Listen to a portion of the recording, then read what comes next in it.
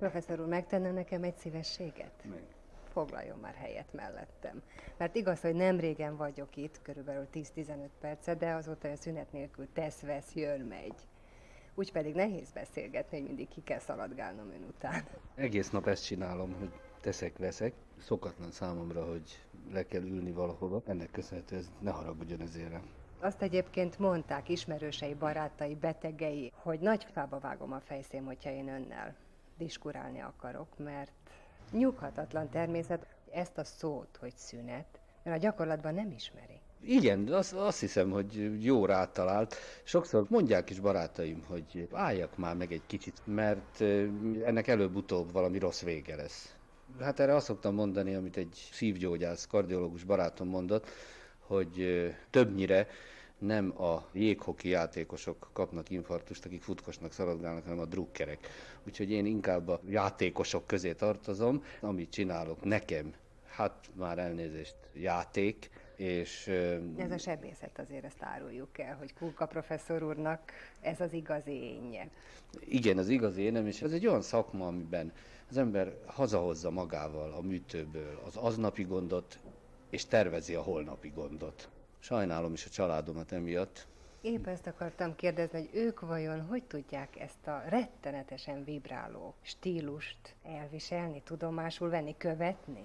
Nem tudom a szavakat, azért keresem, hogy mi a jó kifejezés. Én azt hiszem, hogy elviselik, és tulajdonképpen követik is, megértőek. Van egy ilyen régi rossz közhely, hogy a sebész felesége az egy élő ember özvegye, de azt hiszem, ez nem is lehet másképp, mert ugye a beteg oldaláról nézve azt hiszem, hogy nagy biztonságot jelent, ha ő tudja azt, hogy az, aki operálja, vagy az, aki gondoskodik róla, hogy az este is, meg éjjel is, meg reggel is, meg egy hét múlva is, meg szombat, meg vasárnap is ugyanúgy részt vesz az ő gondjaival, együtt érez és együtt van vele. Ezt ön is megtapasztalhatta, hiszen úgy tudom, hogy ön is volt operált beteg. Igen, én is voltam operált beteg, és ezért is aggódtam nagyon az 5 napos munkahét bevezetéséért, és most bocsássa meg nekem a szakszervezet, meg bocsássa meg mindenki, amit most mondok.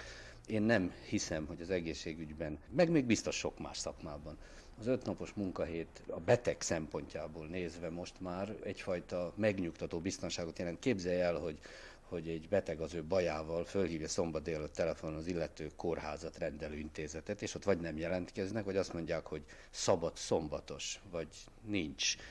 Bele tudom élni magam ebbe a helyzetbe, nem állítom, hogy nincs folytonosság az egészségügyben. Természetesen van, és elérhető, hozzáférhető az első ellátás. De a munkatársaim a megmondhatói, hogy én, és ezt nem demonstrációból, hanem velem született, úgy látszik, hibából, fejlődési rendellenességből, ha tetszik. Én nem tudom akceptálni ezt az 5 napot. Nekem a szombat épp úgy munkanap, mint többször a vasárnap is.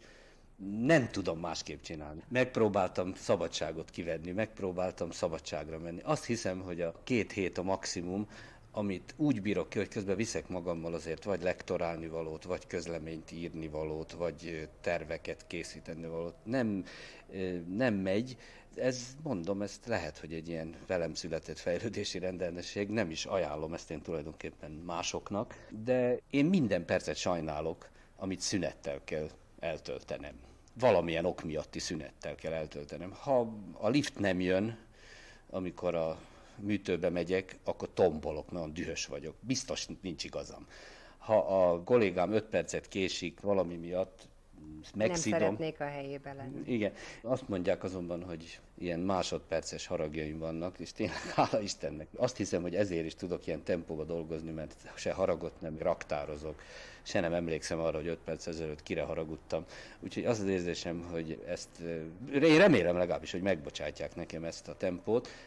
Meg kell szokni. Szegeden 20 évig egy olyan jó csapatban dolgoztam, akik megszokták, és akik pontosan tudták, hogy mikor reggel, nem tudom, tudja, hogy milyen korán, de hát...